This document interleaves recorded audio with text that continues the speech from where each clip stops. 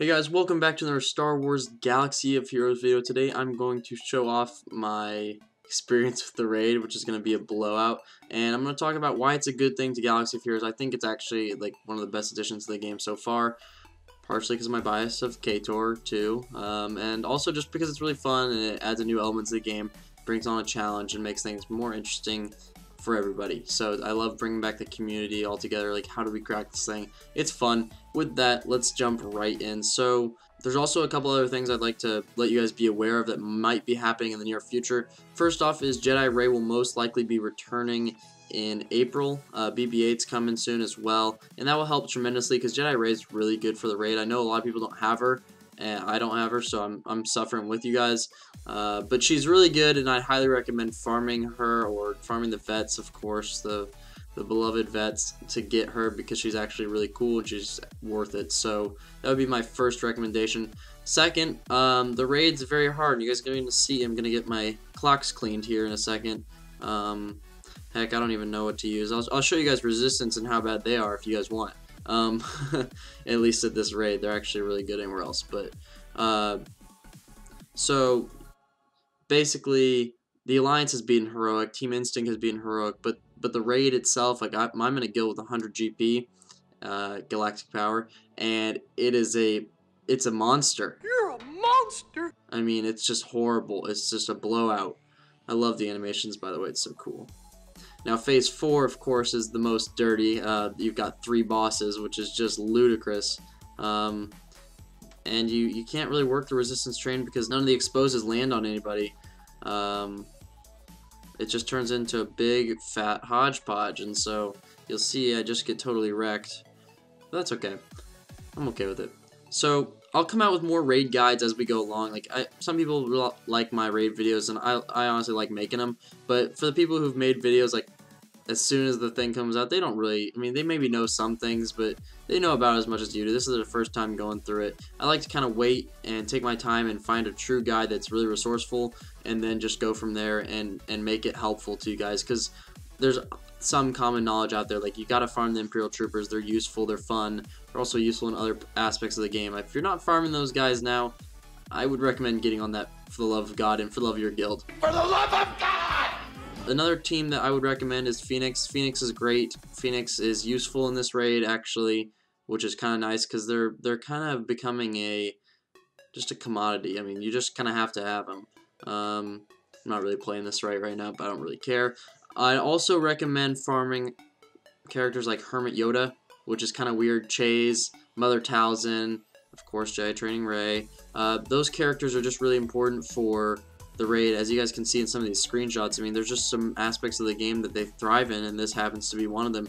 Hermit Yoda, he's gonna be in an event with Jedi Luke in the near future. And that's really important because if Jedi Master Luke becomes available, you'll definitely want Hermit Yoda 7 stars so you can get Jedi Master Luke at 7 stars, and then, you know, just dominate meta for like a year or however long it takes them to come out with an even better character. Still, nothing tops Luke in black. So that's really exciting. And then also, if you guys want to know how long it takes to farm like Shore Trooper or Bays, who are critical for Rebel and Imperial Trooper teams, there's a time card in the upper right, I'm guessing that's right, I hope that's right, side of the screen. It'll take you straight to one of the videos I made. It perfectly demonstrates the amount of time it takes to get your heroes to 7 stars. Okay, so this is where the fun begins. This is where the fun begins. Oh my. This is not where the fun begins. Oh no. Oh my god. No, this is not fun.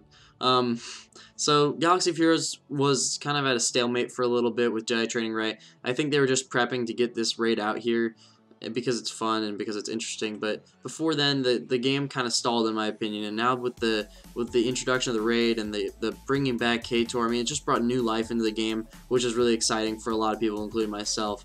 And what's nice about like this whole addition to the raid is that it's tough and it's a challenge, and it brings everybody together, and it kind of excites me because that means that there could be other things they add to the game that are even more difficult, that over time, you know, we couldn't beat tier 6 heroic for Rancor for like 3 months, but then once you cracked it, you're like, all right, and then look where we are now. A year later, we've got teams that can just auto the entire raid in under 7 minutes, which at the time just seemed ludicrous. But just to see how much the game has changed really makes me happy, and that's what's going to happen in the near future. I mean, this raid's going to be tough for a long time, but once we start to get new characters, we get new combinations, we get new things to enjoy interactions with and find out teams that work from other guilds and exchange information and stuff like that, that'll make the whole community more engaged and also make the game a lot more fun, and we'll all be increasing our levels. Hopefully, that's one of my big theories. I think they're going to increase the level cap because the level cap just determines the power. 85's been here since over a year, and it's good, but hopefully they add something like the level cap or something a little more powerful, maybe ship mods or something, because there's a lot of room, you know, there's a lot of room for improvement. So I'm just excited for that, I guess. Another thing I think that would be really helpful to do right now is to farm mods. If you aren't farming those mods that have credits, what are you doing? You need to farm them so badly because they are so resourceful and they're just nice to have. And so if you're credit deprived, I am right now. I spent so many credits. No, I didn't mean to hit that. If you're credit deprived, I mean, hang on. You'll make it, I promise. I hope. Anyway, if you're credit deprived, you'll make it. You guys can do it. I guarantee you. Just hang in there. Trust the process. Don't overspend your credits like me. And hopefully you guys will, you know, get the mods you need. I'd highly recommend buying the mods with 5 speed if they're secondary. And if you see an arrow with 4 speed, 5 dot arrow with 4 speed on the primary, buy it. It's always a good thing to have. I am getting wrecked with a capital W.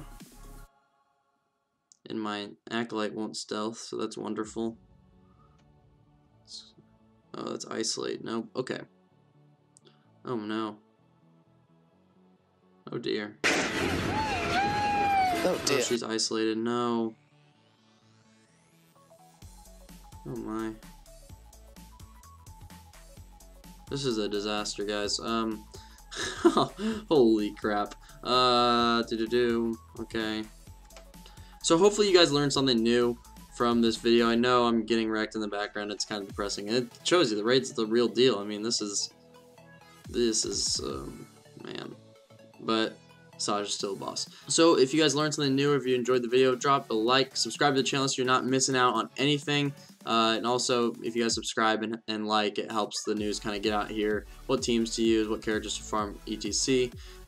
And that's all I've got. So keep on grinding, guys, and I'll see you guys in the next video.